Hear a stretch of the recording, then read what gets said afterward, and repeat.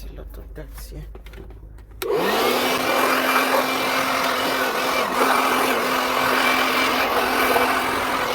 And this is hybrid battery fan for RX400h. We are doing a servicing for it. You can see how dirty it is right now. This is a fan component here. The blades, how they are, each of them. You can see them how they are here. Get you into perspective for it. So this is the third one here. I actually had to disassemble them so that I will have them clean, because if these battery fans are dirty, are clogged, and they are not, you can see the dirt over there. So I have them cleaned, and also have these guys here. Also, their fins here, all this dust here will be blown off with this. So I had this device rigged up in front of this blower here, so that the pressure of the air can be concentrated on this. I'm concentrated on these tiny holes here to actually blow everything in between out. So I'll be doing that for all 3 battery stacks, and I'll be cleaning the inside like you just saw.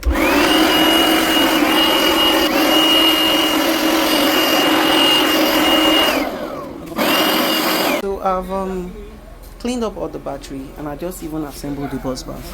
As you can see,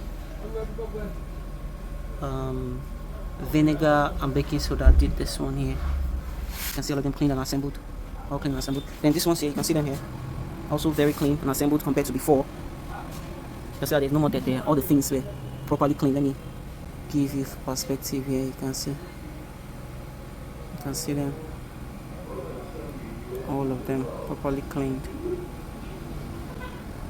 So I'm putting everything back together, and I've already cleaned inside the car, so I'm putting everything back together and sending them for test drive. So I've put all the fans now back in place, as you can see, all of them there, and I'll be putting the batteries now back in place. This performance, this mesh here has also been cleaned, as you can see.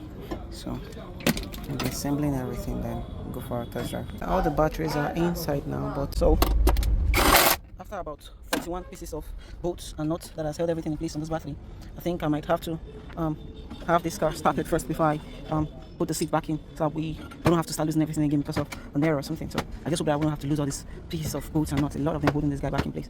So we'll put it away. I'm starting the car to see if everything's in order, no codes on the car. So I'm about to install the service plug here. So service plug is installed. Now I'll be putting the battery terminal in this negative battery terminal. And we're going to be starting the car to see how it goes. So as you can see, it's already good news that I've not started a car yet, and we have no fault on the hybrid control system. So I'm going to be starting it now, and we'll see what we have here. So ready lights, all warning lights gone, and you can see the AFS off. I think it's due to the upgrade they did on the dashboard. So the engine has started. I don't have any fault on it. No fault triggering. You can see there. So I think that was a fix for this car. We're going for a proper test drive shortly, and then I believe this car is going to perform better than it ever did. Proper service done.